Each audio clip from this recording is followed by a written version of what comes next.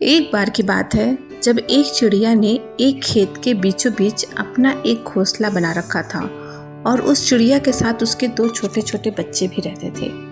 चिड़िया अपने बच्चों के लिए रोज खाना लेने जंगल में जाती थी और इस बीच उसके बच्चे घोंसले में अकेले ही रहते थे। और जब वो चिड़िया जंगल से अपने बच्चों के पास लौटती तो उसके बच्चे बहुत खुश होते थे और फिर चिड़िया का लाया खाना सभी मिलकर खाते थे। एक दिन चिड़िया जंगल से खाना लेकर अपने घोंसले में गई तो उसने देखा कि उसके दोनों बच्चे बहुत ही डरे हुए थे। तब चिड़िया ने अपने बच्चों से पूछा कि क्या हुआ बच्चों, तुम इतना क्यों डरे हुए हो? तो चिड़िया के बच्चों ने कहा, आज खेत का मालिक आया था और वो किसी से ये कह रहा था कि फसल पूरी तरह से पक चुकी है और कल वो अपने बेटों से कहकर फसल को कटवा लेगा। अगर ऐसा होगा तो हमारा घोंसला भी तो टूट जाएगा माँ, फिर हम कहाँ रहेंगे? बच्चों तुम चिंता मत करो, कल खेत नहीं कटेगा। और अगले दिन सच में खेत की कटाई नहीं हुई और चिड़िया के बच्चे बेफिक्र हो गए। लेकिन एक हफ्ते के बाद चिड़िया के बच्चे फिर से उनकी माँ को बहुत डरे हुए मिले और घबराते हुए अपने माँ से बोले, माँ, आज फिर किसान किसी से यह कह रहा था कि वो कुछ मजदूरों से कल खेत की फसल को कटवा लेगा।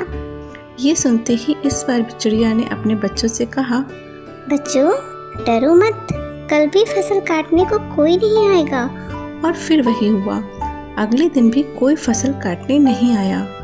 अब 10-12 दिनों के बाद चिड़िया के बच्चों ने फिर से अपनी माँ से कहा, माँ, आज किसान फिर से आया था और वो यह कह रहा था कि फसल कटाई में बहुत देरी हो चुकी है और वह कल खुद ही फसल काटेगा।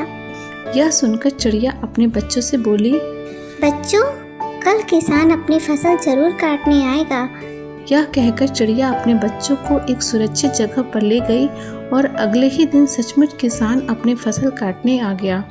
इस बात से हैरान होकर चिड़िया के बच्चों ने अपनी माँ से पूछा, माँ, आपको कैसे पता चला कि इस बार किसान अपने खेत की फसल सचमुच काट लेगा?